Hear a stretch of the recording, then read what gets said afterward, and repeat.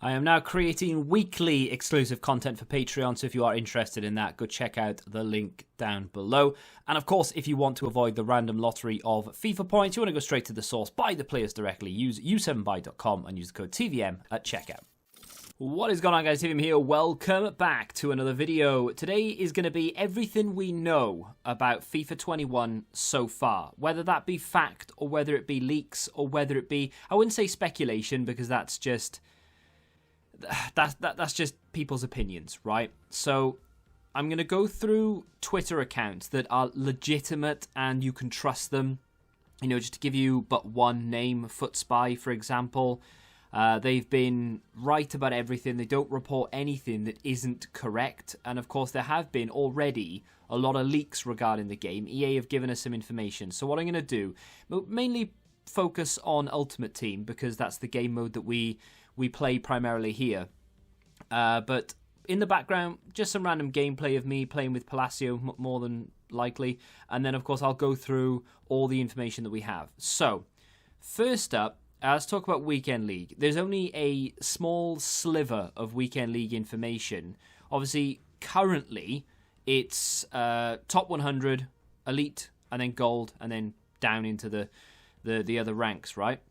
Well, apparently, the situation has been monitored, as it's being said, and has been monitored for the last season with people complaining, people giving feedback as to what they want to see.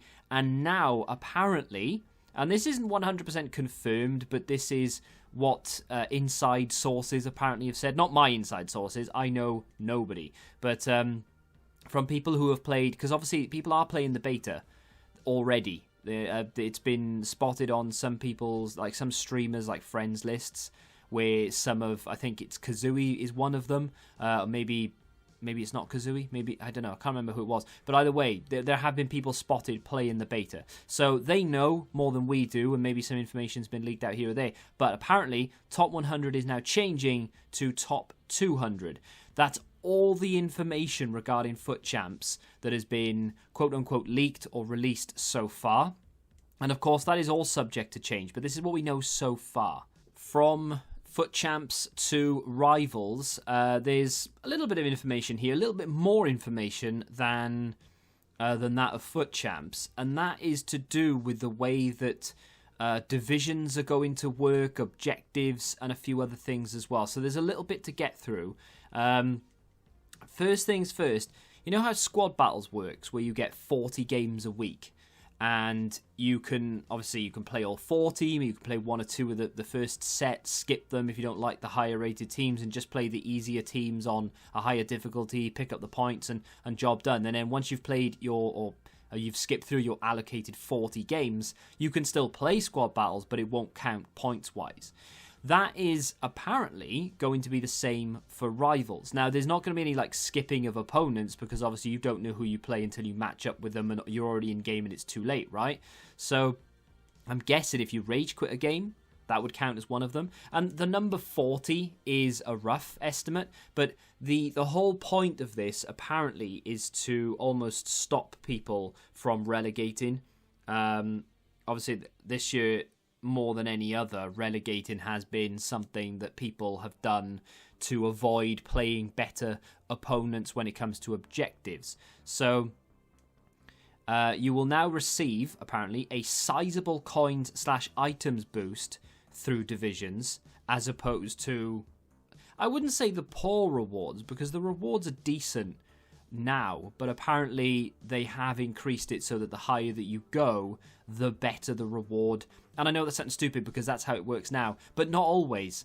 You know, like Division 7, for example, currently is, in my opinion, better than Division 6 and Division 5 for rewards. I think you get like 4 35k packs if you choose untradeable in Division 7, whereas Division 6 is not great at all, and Division 5 isn't much better either. The coin boosts are bigger, but not enough for people to warrant going up to those divisions. So people will happily relegate themselves currently because the rewards just isn't enough for them to do it, and they're happy to sort of drop down and play for objectives and such. But apparently what's going to happen is you'll get a set number of games, whether it be 40, 50, 60, who knows, and all of those games will count towards points. As soon as you've played that number of games. Now, and all of us won't play that many games, right? I'm aware of that, especially casuals. You will not be playing 40 games of Rivals a week. But if you're the type of person to go into games and leave them to drop down divisions, that's all going to count towards your games played. It's also going to count if you rage quit a game, and of course, it's just going to keep that element of, well, I need to try and stay in a high division. There are other reasons to stay in a higher division. We will get to that in just a second, but that is that's going to be the way that it works apparently. Now, according to reports, sources, leaks, whatever you want to call them, after your 40 games, for example, have been complete, whether you've played them or quit them or whatever, you can still complete objectives. So you won't be accumulating points for Rivals. So if you finish rank 2, for example, and you've run out of games, you can still complete objectives for the players or the packs or whatever it may be you can unlock, but you cannot accumulate any more points for your division. With that being said, objectives will now be based on scores, wins, and goals, and there will be less restrictive requirements. So it's possible that they will now be able to be completed in FUT Champs as well.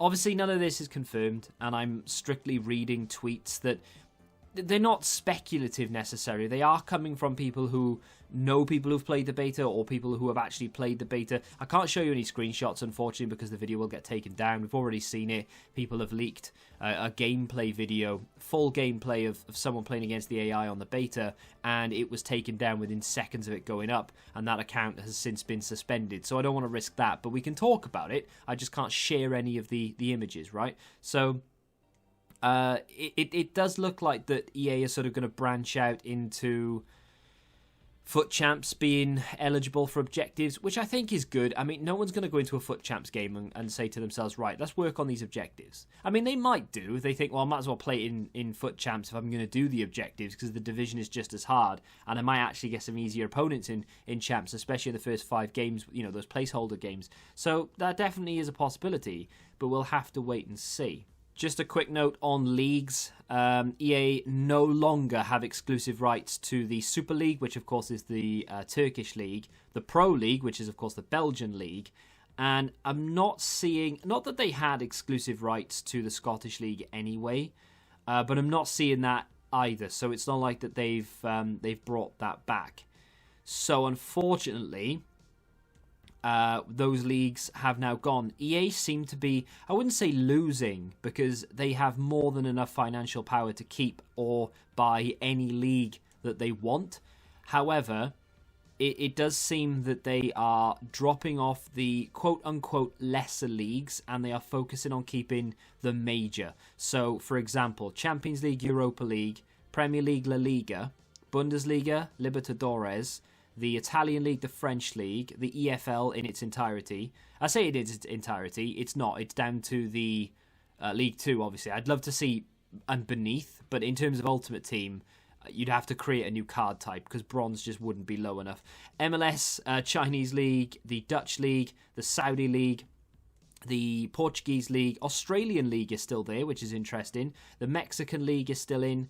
The Polish League returns, and the Japanese League as well. Those are, and of course, they now have rights to the UEFA Super Cup. Now, that isn't necessarily I wouldn't say a big tournament. It is, right? I'm a big fan of that idea, but it's only one game. So it is interesting that they've got that in there. Maybe they've just got the rights because they want to produce content for when the Super Cup actually happens. They don't have the World Club Cup, which is something that I'm not sure anybody does, to be honest, but I don't know whether that's even a competition you can get the rights to. Really don't know. Either way, those are the leagues that EA currently have the license into. There may be others, but that is, of course, an image taken from the trailer. So I can actually show you that image, actually. So if I've remembered, I'll put it on screen for you. But yeah, that's the only information we have about leagues so far. It doesn't look like there will be any more added. Otherwise, surely they would have put them in the trailer. So moving on to what is quite likely to be a very interesting step from EA. They are making changes to what comes out in packs. Now, of course, we don't know the situation with FIFA points yet, whether EA will manage to get FIFA points into FIFA 21. It does look like that the government seem to be dragging their heels with regards to this sort of issue. I thought it would have been resolved by now. I'm guessing the whole world situation has halted things slightly, but it does look like FIFA points will be in FIFA 21. Packs will return as normal, but also this information regarding packs have come out. So fitness and stadiums are being removed from packs. So you will no longer be able to acquire fitness from packs, and you will no longer be able to pack stadiums, which obviously prompts the question, well, what if I want Old Trafford, or what if I want Anfield as my stadium? Well, unfortunately, that isn't going to happen. You're going to be apparently assigned a stadium at the very beginning. Now, I would assume everyone's stadium will be, it'll either be exactly the same in terms of the sort of the build, and the look of it when you first get it will be the same as everybody else. Either that, or you'll get a choice of like 1 or 2 or 3 or 4 or 5. But either way, it'll be from a very small select pool of stadiums, and from there on, you can customize it with new additions. So you can customize fan sections, you can customize banners and tifos, and all the rest of the stuff you can currently customize, but apparently there's going to be a lot more in terms of customization. It will be interesting to see whether you can choose the design on the pitch. You know, you can, like, a diamond cut or the straight lines or whatever it may be. That'll be interesting. You can already do things like net retention and stuff like that, but you have to go deep into the settings to change that. So it'd be good to see maybe a tab in Ultimate Team to be able to change it, but we'll have to wait and see what happens there. With regards to fitness, I know a lot of you are now probably asking, well, how do I apply fitness to my players? It doesn't look like you'll have to. It looks like fitness is being done away with completely, which in my opinion is a good thing in a way, because it never really worked properly anyway. You know, you'd always saw players with like absolutely no fitness catching up to my fresh players who have just come off the bench. You know, like a Danilo Summer Heat card who's been on since the very beginning and is on red because he was already on 70 stamina when he first started the game, is chasing down my fresh Ryan Kent and catching him, even though Kent's been on the pitch for 5 minutes. A little bit irritating, but now it seems to be a thing of the past, which is, in my opinion, like I said, good to see. The only other thing I'd like to see gone, actually, is contracts. Contracts are a little bit annoying. They just sort of clutter up the place. After the first 2 weeks, I never really think about them. They just sort of disappear. And in my club now, I have thousands. And that's the road to glory. That's my pay to win. It doesn't matter what level of FIFA that you are. After the first maybe 2, 3, 4 weeks of FIFA, you won't have to worry about contracts ever again because they just accumulate so easily and so quickly. So it would be nice to see them gone. Question: what will replace fitness and stadiums in packs? There are several theories that maybe the packs will be altered so that they don't contain as many items to sort of, you know, counter that. My opinion is that they will contain a load of stadium items. So instead of the stadiums being in packs themselves, now you'll get different banners, maybe different colours you can use, different this, different that, you know, all stadium related things. Maybe celebrations now go into packs as well, because we've seen an awful lot of EA dishing out celebrations for objectives, so that could replace the fitness items, for example. There are several opinions and several theories on this. No one really knows for sure, but what we do know is fitness and stadiums are being removed from packs in FIFA 21. Something that I already knew with regards to the icons, there are now going to be 100 icons in the game. Of course, they announced Cantona in the trailer. Heavy reports of Xavi also being introduced. I don't know whether Xavi would have been the player to go with instead of Cantona, but then Cantona has been asked for years because, of course, he retired many, many moons ago. Xavi has only really recently retired. So maybe we can see Xavi, but I think currently we have 89 icons in FIFA, so there are 11 more to be added. They tend to do that amount every season. For the last 2 or 3 seasons, they've done that. So Cantona and apparently Xavi, and maybe 9 more as well, which is nice to see. That, together with the information that EA released themselves with regards to the new agile dribbling system, positioning, personality, which means that apparently work rates will mean less because each an individual player. I say each an individual player. I think they'll probably be set with certain parameters. So, for example, a player who is used to poaching in real life will have a sort of poaching trait, if you will, and those traits and personalities, they call it, they're not traits, but that personality, for example, will be the overriding factor. So even if he has like a high medium work rate, you know he's going to be in and around the penalty area, ready to sort of poach, if you will. And there are other personalities, but I would imagine people like Ronaldo and Messi will have their own built from the ground up style personalities, but then Danny Welbeck, for example, is going to have a set parameter of whatever style of player that he is. They have creative runs, which is another one that a lot of people have been asking for. If you actually go into FIFA right now and you stand still with the ball, no one will make a run. Unless you tell them to, no one will make a run. Everyone will just stand there. Even if you have it on different settings like long ball or whatever it may be, unless you tell people to go on runs or unless you start moving with the ball, no one will come short automatically to try and give you an option.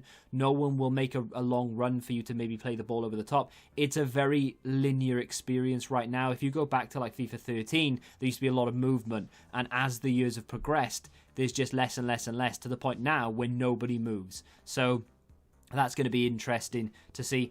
Smoother encounters is something that they've got written down. What that means, I'm not sure. Competitor mode, CPU AI. So you can alter the difficulty of the AI manually, which it will sort of adapt to what you're feeling. So, for example, if you put it on ultimate difficulty and you're the type of person who can beat that quite comfortably, you can alter it to make it even harder again, which is going to be insane. And then they've reworked the fundamentals like headers, passing, blocking, and transitions. And of course, there's going to be much more to come according to some of the community managers. Whether that's true or not, I don't know. But obviously, those are the main points to take away. With every FIFA, it all sounds really promising. The interesting thing about this one is that they don't seem to be going in completely the opposite direction. So, for example, with FIFA 19, we had crossing as literally the only way to score. We had time finesses. They nerfed that to hell and back to the point where you just couldn't score them anymore. And then El Tornado crosses with really tall, strong players in the box was the way to score goals. That's the way everybody scored goals, myself included. And that was the meta, and that was the only way.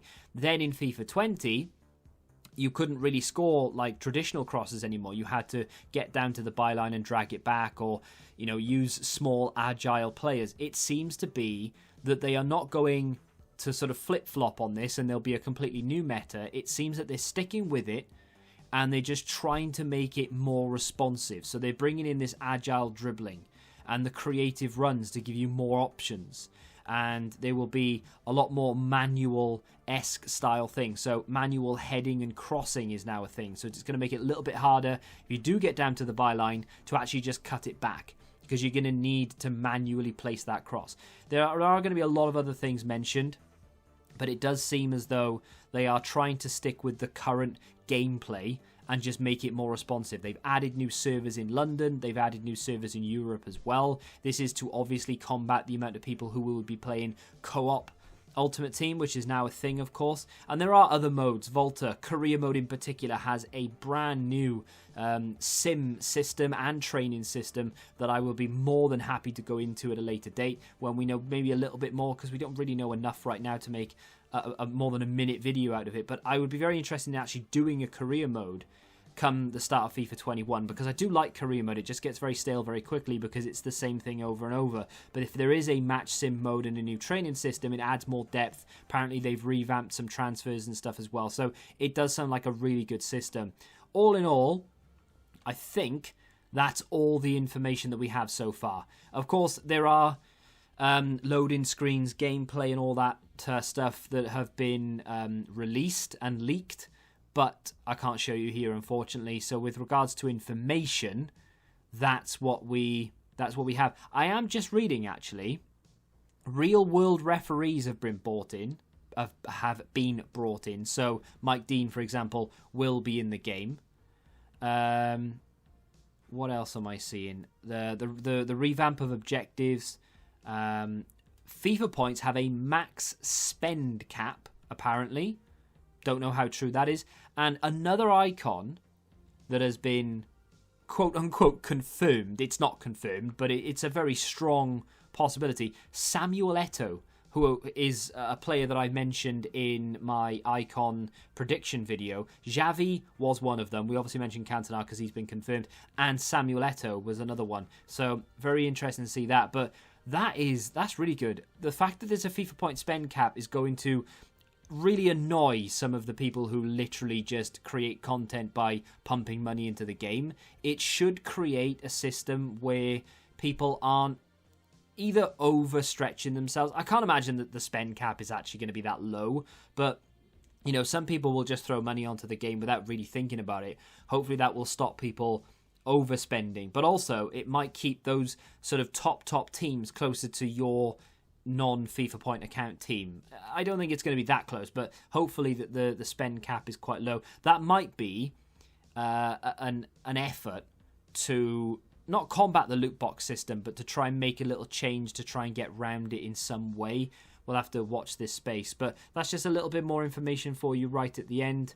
And there we are. That's all I could find. If you have any more information that you believe to be true, feel free to leave it in the comments.